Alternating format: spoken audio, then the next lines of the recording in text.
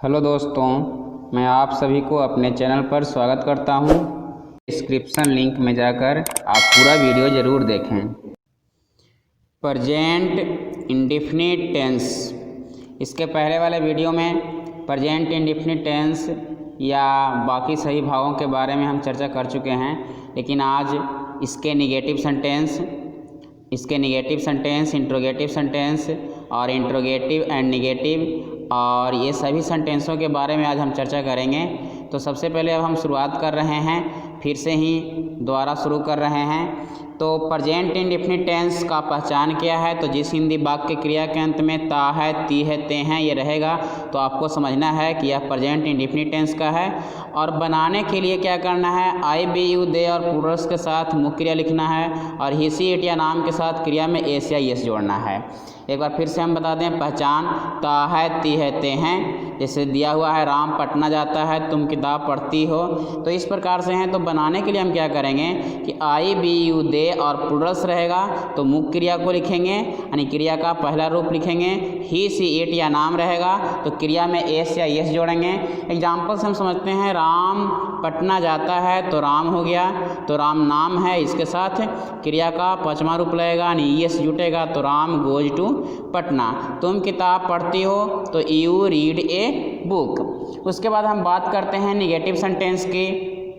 तो negative sentence हम समझते हैं, निगेटिव सेंटेंस बनाने के लिए सब्जेक्ट के साथ डू नॉट या डज नॉट लगाना है। तो डू नॉट या डज नॉट लगाना है तो डू नॉट कहाँ लगेगा, डज नॉट कहाँ लगेगा? तो पहले वाले नियम के अनुसार ही लगेगा। यदि आई, बी, यू, दे और प्लूरल्स रहेगा तो डू नॉट लगेगा और ही, सी, इट या नाम रहेगा तो डज नॉट लगेगा। तो इस प्रकार से हम इसको देखते हैं। तो राम पटना नहीं जाता है तो राम नाम है तो राम के अनुसार डज नॉट लगेगा, तो Ram does not go to Patna. तुम किताब नहीं पढ़ती हो तो you do not read a book. Interrogative sentence अब हम देखते हैं। तो जो वाक्य क्या से शुरू हो, इंट्रोगेटिव सेंटेंस दो तरह के होते हैं, कुछ वाक्य क्या से शुरू होते हैं और कुछ वाक्य के बीच में क्या, कौन, कब, कैसे, कहाँ ये सब लगा हुआ रहता है। तो जो वाक्य क्या से शुरू हो उसके बारे में हम बात कर रहे हैं। तो उसका अनुवाद बनाने के लिए डू या डज सब्जेक्ट से पहले लिखा जाता है। डू या डज के साथ सब्जेक्ट लिखा जाता है, यानी डू या डज लिखना है सब्जेक्ट से पहले लिखा जाता है, यानी डू या डज से ही शुरू होगा एवं उसके बाद मुख्य क्रिया को लिखते हैं, यानी डू डज के साथ सब्जेक्ट लिखना है उसके बाद मुख्य क्रिया को लिखना है, यानी क्रिया का पहला रूप ही लिखा जाता है। उदाहरण से हम समझते हैं, क्या राम पटना जाता है? तो पहले राम के अनुसार डज का प्रयोग होगा तो डज राम और गो टू पटना। क्या तुम किताब पढ़ती हो? तो do you read a book. उसके बाद है इंट्रोगेटिव एंड नेगेटिव सेंटेंस।